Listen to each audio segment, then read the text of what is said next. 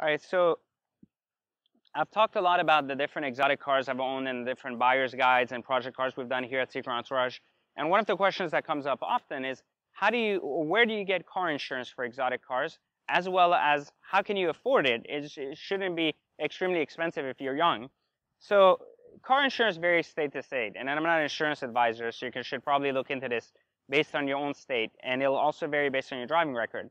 For the most part, though, owning an exotic car comes with a great deal of responsibility because getting a lot of tickets, having a bad driving record is going to significantly increase your chances of getting approved, as well as significantly increase your premiums over time.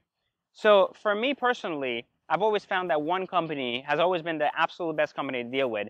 It wasn't a specialty company for insurance. I dealt with Haggerty before. It was terrible. If it's not a vintage car, they'll want to upcharge you. They don't like young people driving exotic cars. They want a history of at least 15, 20 cars before. It's like really stupid. It's like almost counterproductive. But then there's places like State Farm, like your local State Farm agent or your local Progressive agent that will offer like exotic car rates, and they're usually very fair. Most of them know that you drive your exotic cars on a limited basis, so that they'll give you even a further discount if you drive less miles.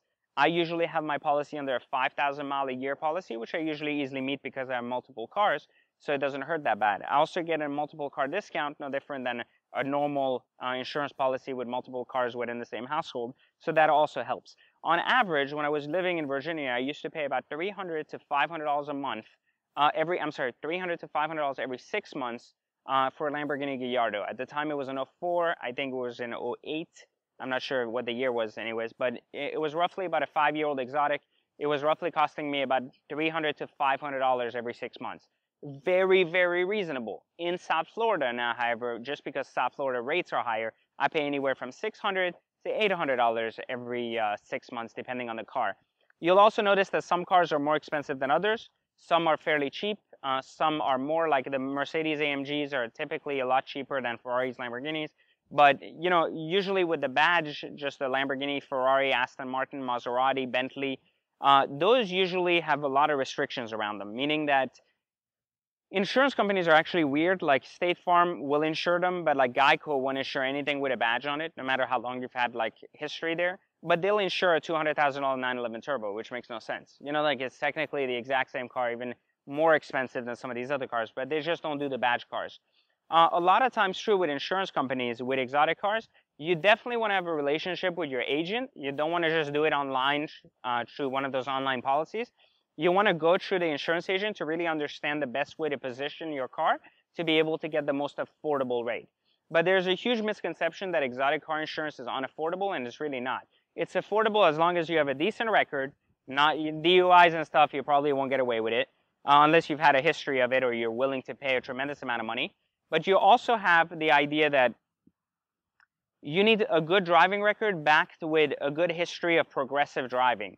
So if you've never had a car and you want to get a Lamborghini or Ferrari as your first car, it's probably going to be more expensive. It's still doable, but it's probably going to be more expensive.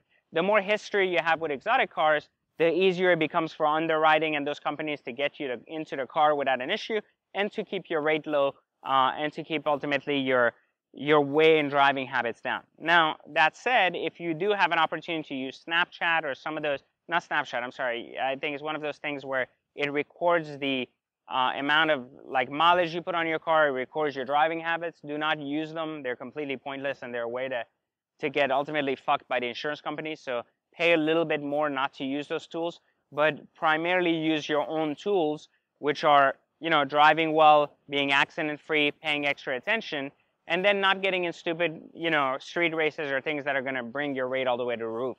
Driving these cars can be very costly or it can be very enjoyable and very affordable.